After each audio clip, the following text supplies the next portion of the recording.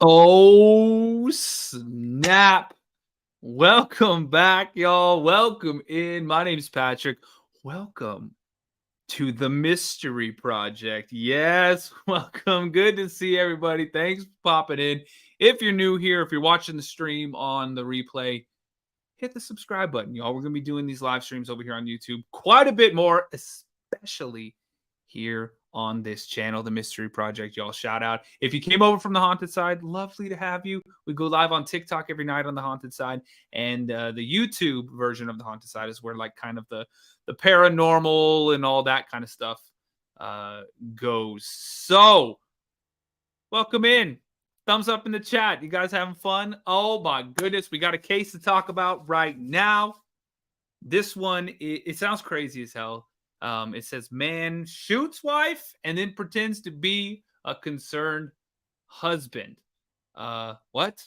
Yeah, this sounds crazy as hell. So let's jump into it. You guys ready? Thumbs up in the chat. Can y'all hear me, by the way? Everybody? Can y'all hear me? Get a little audio check going on. Let me know when the audio is playing, if you guys can actually hear me when the, what's it called? The audio is going, okay? Y'all let me know. Ready, set, let's get going. When a young mother is found dead in an ordinary suburban home, all eyes turn to the strange behavior of her husband. Oh, Lord, he did it. Yup. Y'all, can you hear me all right? Is everything good? Audio is pretty much match up. My voice doesn't sound too low, does it? And y'all, do me a huge favor and hit that like button real quick, y'all. Do me a favor, hit that little like button right now. And of course, it's trying to say that my damn internet is starting to get all crazy again. So this is fun. Let's see. All right, let's keep going. Police launch an interstate investigation in a bid to find answers, only to discover that the truth is much closer than they think. In fact, every moment of this young couple's lives can be found hidden in their own house, concealed in an elaborate surveillance system that's only now about to give up its secrets. Holy hell. What we saw was some of the most shocking footage that I've ever seen in my entire law enforcement career. This is the story of a young woman who thought she had found love, but instead found evil. Oh, Jesus. Here we go. Before we begin, we would like to send our deepest sympathies to the loved ones of Brandy. Oh, and y'all, make sure you give, so this video came from Beyond Evil. The link is down in the bio. Make sure you go and you can watch the original video and go subscribe to that channel. Awesome content. We've listened to quite a bit of their stuff here and on TikTok. So shout out to Beyond Evil. Thank you. Salenza, whose life was taken far too soon. It's Saturday, April the 7th, 2018. The Johansson family are spending the morning relaxing in their Palm Coast, Florida home. While 36-year-old Keith sleeps in, 25-year-old Brandy chats to her 6-year-old son Ryland as he eats the cereal she's prepared. Okay. Oh, snap. I never had that type of cereal. Ryland, friends say, is the center of Brandy's universe. She tells him that later that day they're going to the Flagler County Fair with Brandy's sister. Ryland is over the moon. He tells his mother that he loves her and then skips off to watch TV. A happy family life is what Brandy always dreamed of. She was just 21 when she met her husband Keith in the spring of 2014. He was 32. I mean, I'm sorry, but that is a crazy looking dude. That dude looks crazy as hell. That might just be me. I don't know. Maybe I'm jumping the gun too quick, but that dude looks outside of his damn mind.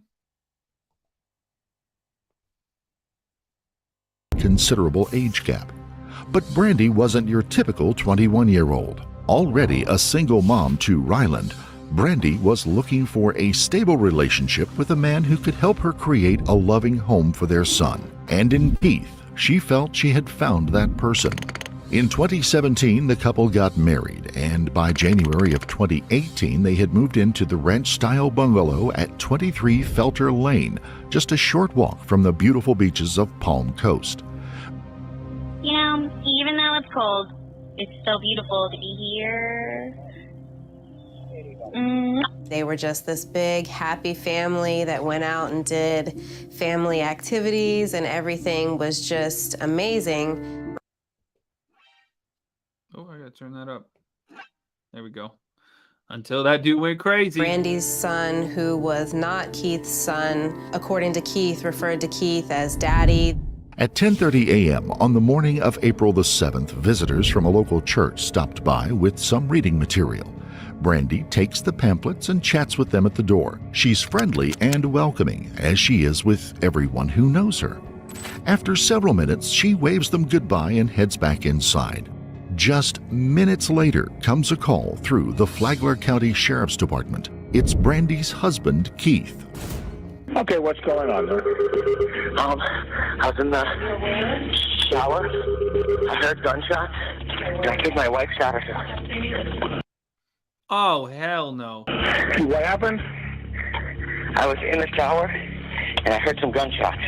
Okay. I think that my wife accidentally shot herself. Thought you were smarter than everybody. You up. Already don't believe him. Do you see her? Yes.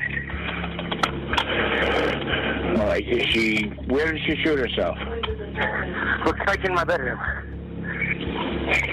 Yeah, he sends all adrenaline rushing through him. And he just so happened to be in the shower. Where did she shoot herself bodily? I don't know. I can't see it. What do you actually see? She's laying down right next to the bed. Where is she bleeding from anywhere? I don't see it. I don't see blood. Okay. Do you see a gun? The hell are you talking about? I don't see blood, but you think she shot herself? If she shot herself, you would absolutely see blood. This dude doesn't make any damn sense. On the floor or anything? Yeah, I ain't moving it. What kind of gun? It is a 9mm. Okay, do you see any head wounds? Did she shoot herself or anything in the head? I need somebody to face it out for me. Do you see anything in the head? No. All right, do you see any, have you tried waking her up? Do you see any part of her body where she got shot that you can possibly apply pressure? I can't see anything. The operator tells Keith to begin performing CPR. Keith is flustered and tells the operator that he can't. Clearly finding this strange, the operator persists, asking him why he can't render her assistance. Keith says that his feet are wet and he's afraid he'll slip on the floor and hurt her. He then says that he can't. What? Man, you crazy as hell. Somebody that you supposedly love. They're like, we need you to render aid. And they're like, no, my feet are wet. I don't want to actually slip and maybe bruise my butt. What? Man, you about to go to hell for that one too, bro. Access his wife because she is surrounded by stuff. What? We're just not married, man. Man, you know what you're about to be surrounded by? Concrete walls. I got you. When did you guys get married? Yeah, dry your feet. You don't have a towel?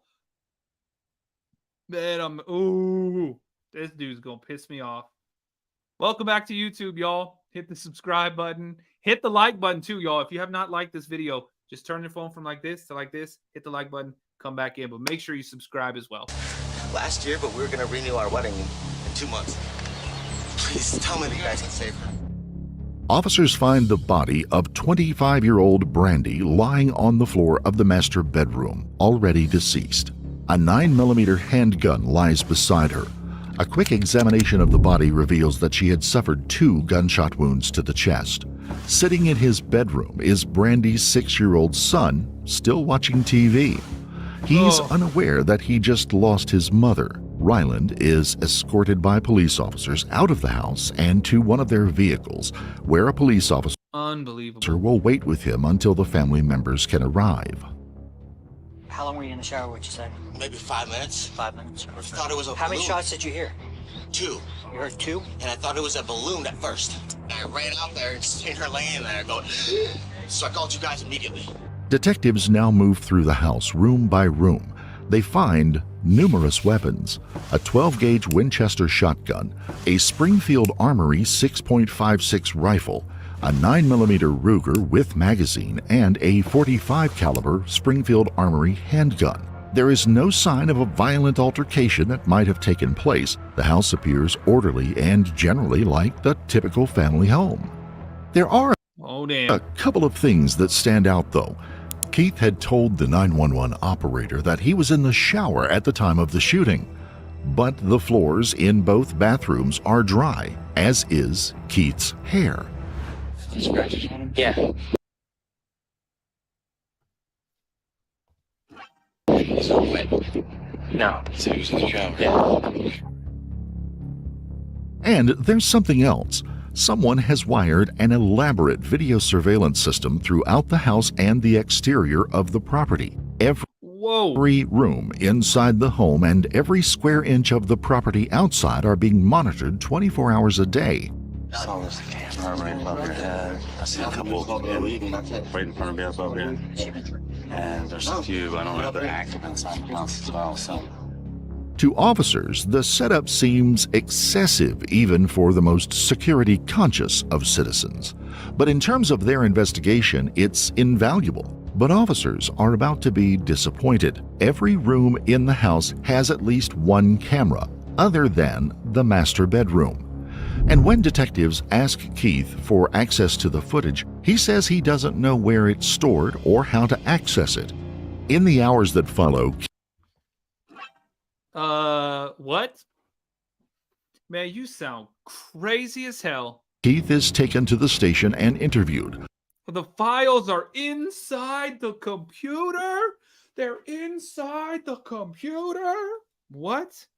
Give me a break, dude. Police Nobody believes you. ask him to walk through everything he knows step by step. Amy, his hair is not wet because he wasn't in the shower. He lied.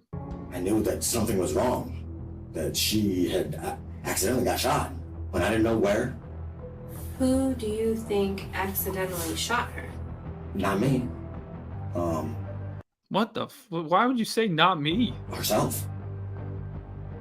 I figured she was trying to, how it looked to me, she was maybe move them, or trying to move them, or I don't know. I wish you guys would tell me.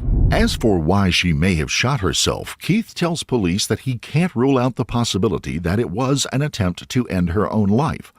Overall, though, he feels pretty certain that it was an accident caused by Brandy mishandling the weapon. Detectives ask Keith about the state of his marriage.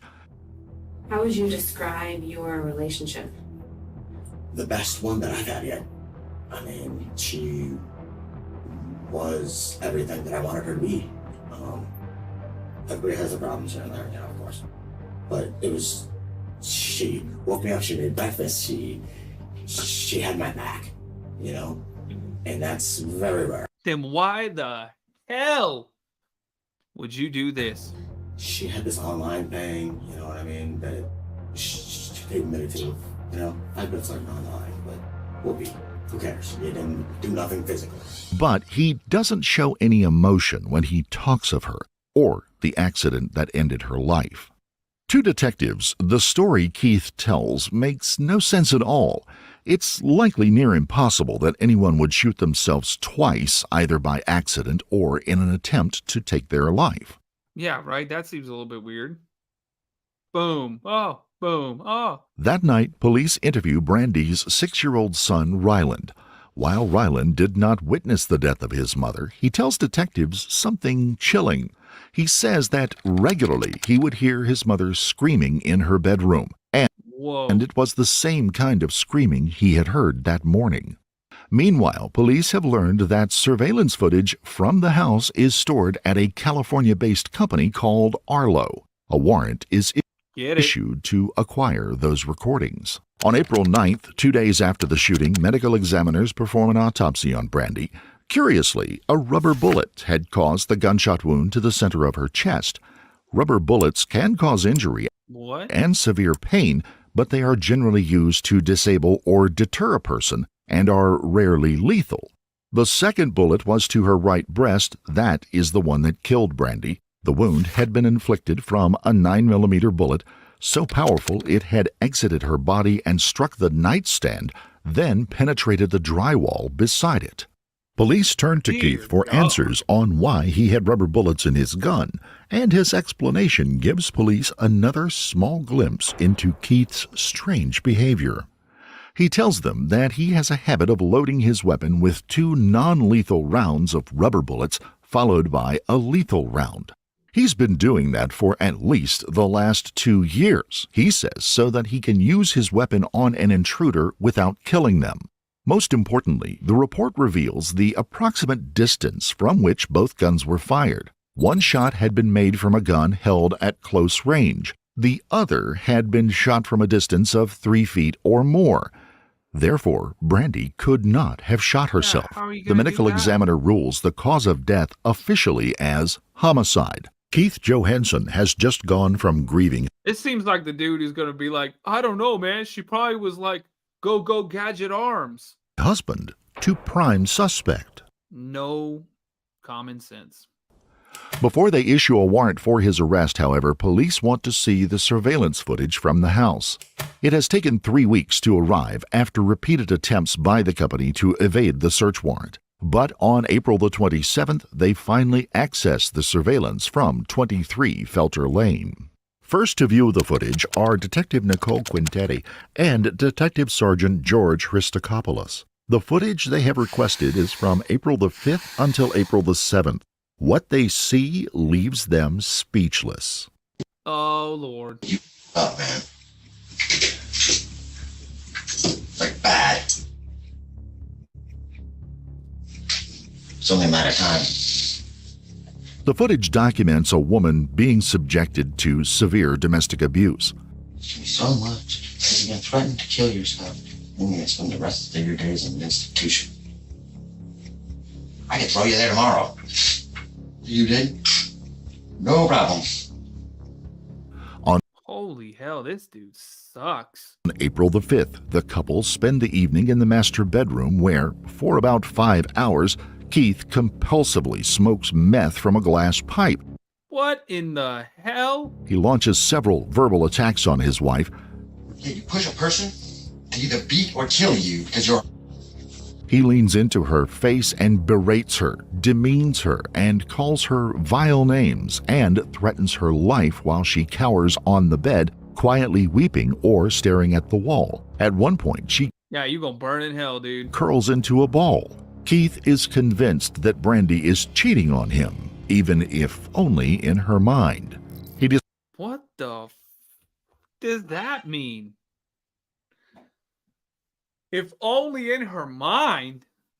Man, you know who's not in their mind? You. Unhinged bananas crazy. Look at that, dude. You look like something from Paranormal Activity right there. You look crazy as hell, bro. Your pupils are so big, I can see them from here. describes in graphic detail the sadistic violence he would like to carry out on her and how much he would like to kill her. Suggest you use it. I feel so bad for that girl. Look, she hasn't moved. This dude's running around acting crazy as hell, and she's just sitting there like this. This is one of those things where I'm like, God, please let me know something like this is going on. You know what I mean? Like, just give me some kind of sixth sense. Give me some kind of ability where I could be like, oh, this is happening right here? I got it. Too many chances. Man, there's the freaking firearm right there. Show a cop these videos. I'd rather be in prison. I could call in my homies and you both die.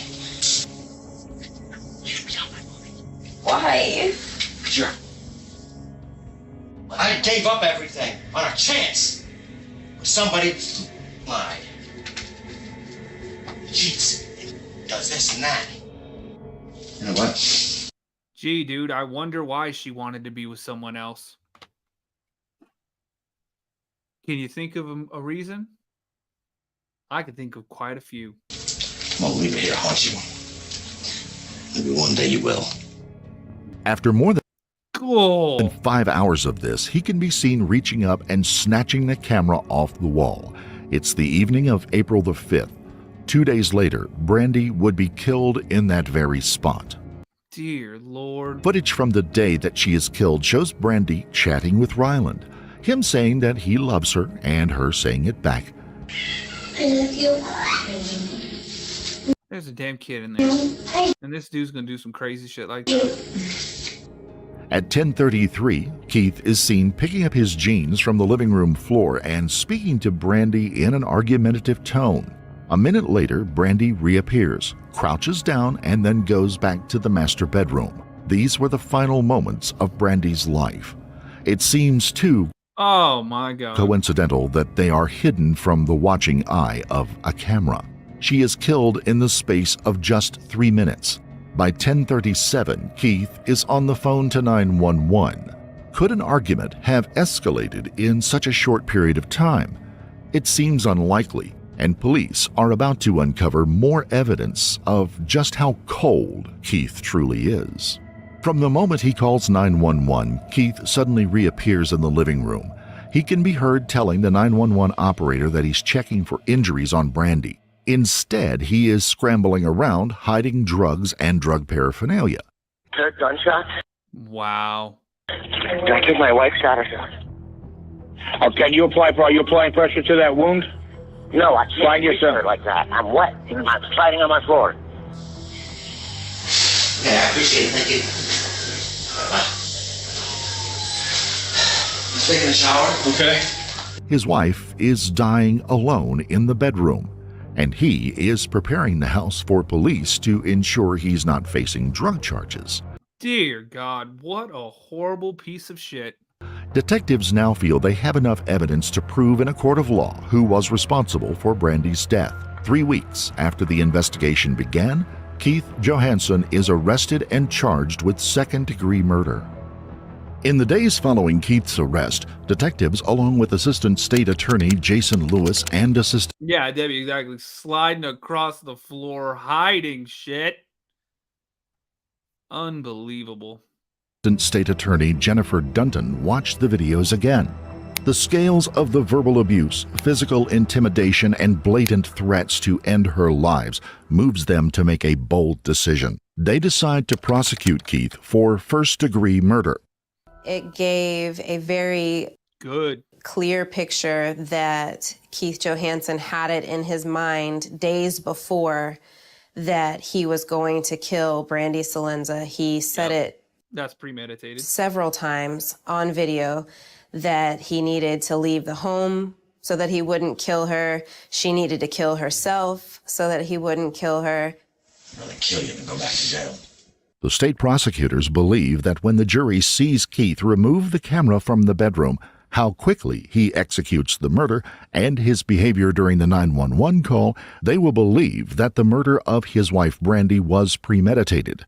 But Keith is about to come up with all new stories as to what really happened that morning. Oh, of course he is. While Keith awaits in the county jail, he makes a new confession to police. This time he says he believes it was a neighbor who shot Brandy, the same neighbor who caused him to begin keeping a weapon in his nightstand. This confession is shot down in flames when he's reminded that they have footage from the surveillance cameras that proves no one else entered the house. Yeah, nobody else was there, you idiot.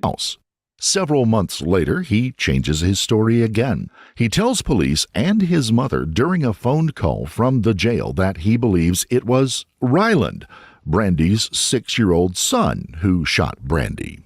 The audio from the call is not clear, but the detective in the video explains it. Investigator Quinn Terry, I know that was a quick call. What was of evidentiary value in that call between the defendant and his mother about what he said? They were talking about his stepson, and Mr. Johansson says, well, what if he did it? And obviously the mother's response was, he's 6. Right, okay. Keith maintains that he never hurt Brandy, that he is innocent. Not one, not even his parents believe him. Perhaps because on top of the evidence, they know Keith's past. Extensive details about his past have not been disclosed, but we know But I can only imagine. enough to get a good picture. Over the years, Keith had been diagnosed with several different mental illnesses. Mental illness alone rarely leads to violence, but in Keith's case, paranoia and anger issues had collided to a disastrous effect. As a teenager, he spent time in juvenile detention. A long-term relationship with methamphetamine had given him the finishing touches to his personality. He was paranoid, jealous, controlling, and someone with a violent temper. By the time Brandy crossed paths with him, Keith had already been charged with domestic violence by a woman who had a daughter with him. Oh my God. How long can you go blaming the kid? Right, Nadia? Blaming the damn kid. You know what else he had? BAD. Bitch ass dude syndrome. BADS. Bitch ass dude syndrome. That's what he had. There's an epidemic of that shit going around. She had kept the baby secret in order to protect herself and the child. Whoa. In the early days of his relationship with Brandy, Keith had asked her to connect with the woman over Facebook and then ask her who the father of the child was. Brandy did as asked, but the woman became suspicious and blocked her. Later, Keith was charged with violating a protective order when he and Brandy were seen waiting in a car at the woman's work and videoing her with their phones. At some point, Keith had found work as a roof contractor, but a supposed back injury led to a settlement that meant he could essentially stop working altogether. His drug use escalated. He became hypervigilant and developed a persecutory delusion that led him to carrying a weapon at all times, and later convinced Brandy to do the same. He Holy hell. Forced Brandy to give up her job. Once at Felter Lane, a neighbor had visited the house. Thinking that he had an agenda, Keith began keeping a gun on his nightstand. He began regularly visiting a local shooting range for target practice, and he rigged up a multi-camera setup to enable him to see who was on the property at all times, and when he wasn't home, what his wife was doing. But watching her wasn't enough. He couldn't see what was going on in her mind, and became convinced that she was having fantasies about other men. Oh my God. You are crazy as hell, dude. And despite her never look at that face. I need to see what's going on in your mind. You look like that kind of dude. Being out of eyeshot, he believed that she was physically cheating on him. In his mind, she likely deserved to die. He certainly never shows any remorse. In the lead-up to the trial, Keith makes one last-ditch effort to save himself. He's mentally ill, he claims. He can't remember what occurred on the day of the murder and therefore is unfit to stand trial. By now, Keith has established himself as a compulsive liar, and he is declared competent to stand trial. On October the 26, 2021, Keith's murder trial began with opening statements by Assistant State Attorney Jennifer Dunton. I've got to get away from you, or I am going to kill you. Damn. You have to tell me when you're masturbating when I'm gone, or I will kill you. What the flip? Those were the words of this defendant 2 days before his wife, Brandy Salenza, was found shot and killed in their home in their master bedroom. Those threats to kill were captured on their home surveillance system on a camera in their bedroom on April 5th. Defense attorney Gary Wood then spoke on behalf of Keith. Ms. Salenza was killed in self-defense, and you're going to hear instruction about what self-defense is and justifiable homicide. It's a very tragic case, and I'll explain what happened and what evidence you will hear, both through cross-examination of the state's witnesses and from testimony that we'll also provide on our side. After 3.5 years of endless lies to police and his parents, Keith Johansson now presents the jury with a whole new story. This time, in a voice devoid of any emotion, he explains that he did indeed shoot his wife, but it was in self-defense. In this new version of events, he and Brandy had been smoking meth for 10 days straight. At some point, he had felt sick and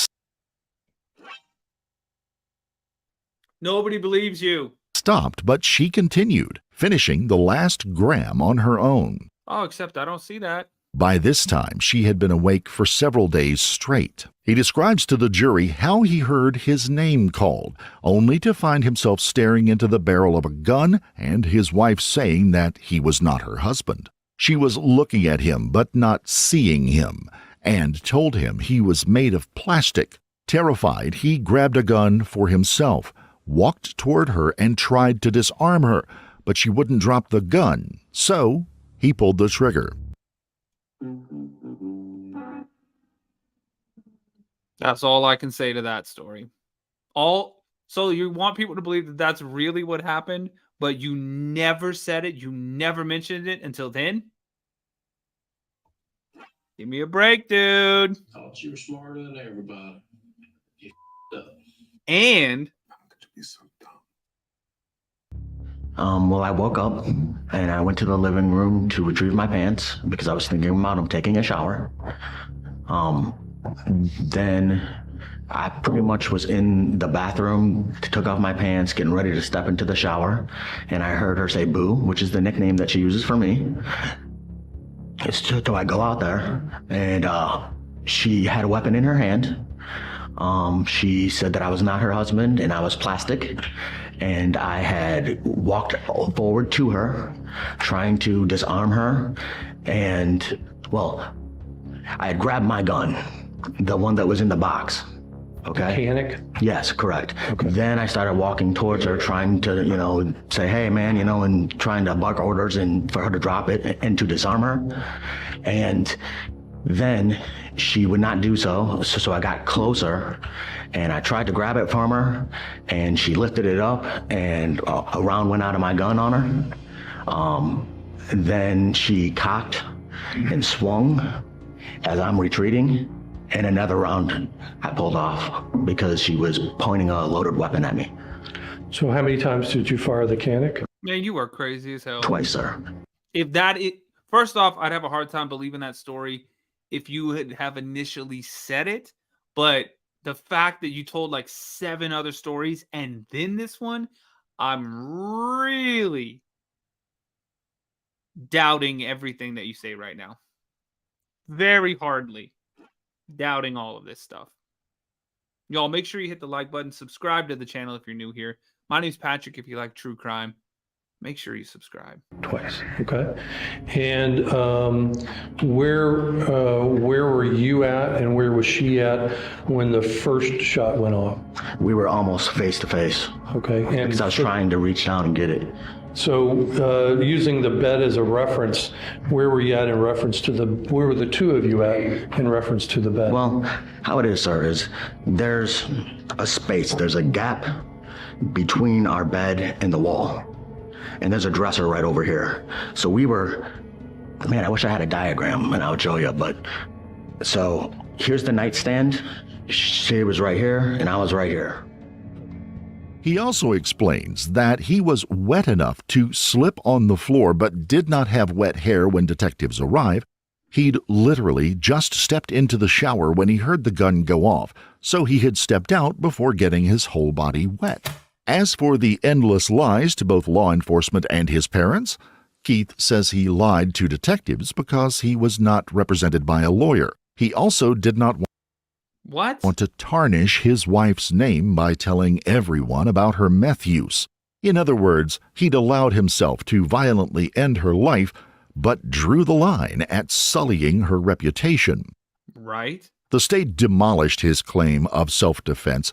They pointed out the domestic abuse, the endless lies he had already told, that Brandy had been at a neighbor's house the day before and showed no signs of being delusional. The medical examiner testified that the amount of methamphetamine found in Brandy's blood in her toxicology report were nowhere near the levels that would cause someone to lose control of their faculties or become delusional or aggressive. The trial only lasted 4 days. On October the 28th, 2021, the jury took just under 3 hours to come to a verdict for Keith Johansson. Guilty of first-degree premeditated murder. We, the jury, find the defendant, Keith John Johansson, as follows to count 1 of the indictment. Guilty as charged as the crime of first-degree murder.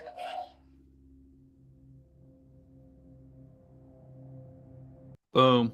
Keith Johansson was a man who used control, intimidation, and violence to soothe his growing paranoia and increasingly loose grip on reality. He kept Brandy where he could watch her and set up his home to facilitate that monitoring of her 24 hours a day.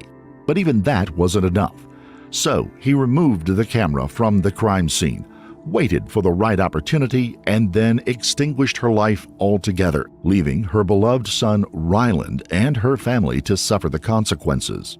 Little things were big things to her. A butterfly, just amazing person all the way around. Had no fear. Circuit Judge Christopher France sentenced Johansson to life without parole. After the sentencing, Sheriff Staley said, "A young woman and mother lost her life, and a young son has lost his mother because of a moment of rage. Her husband thought that violence was the answer. I hope that he will spend the rest of his life in prison." Ryland is now being raised by his biological father. Brandy wasn't just my sister. She was my best friend. She was a mother. She was a daughter. She was young. She still had a whole life to go. And he just took her away and nobody was able to say anything. Heartbreaking.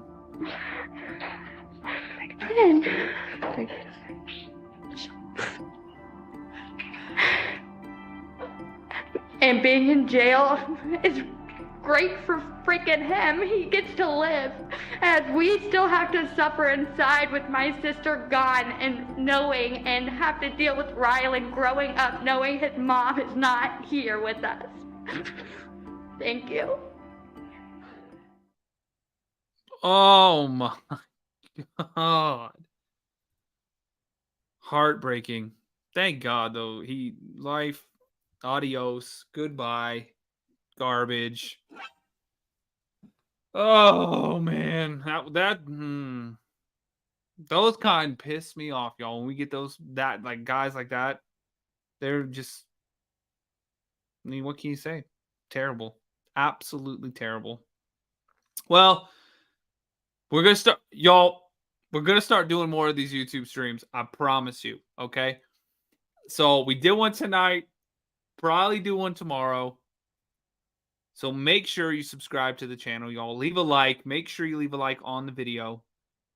And y'all, do me a favor. There's a playlist that's on this page that says, what is it, like fall asleep? It says something like that, like fall asleep. Where is it at? Fall asleep to true crime. Y'all, it's got every single video that I've done on this channel. Do me a favor. Click that little channel and just leave it playing. Like if you're on your computer, just leave it playing. Leave it playing. Because we got to get the watch hours up on this page, y'all. So let's do it. I appreciate you guys. Thank you for the love. Thank you for the support. Hit the follow or hit the subscribe button, and I'll see y'all tomorrow night. Take care, everybody. Good night.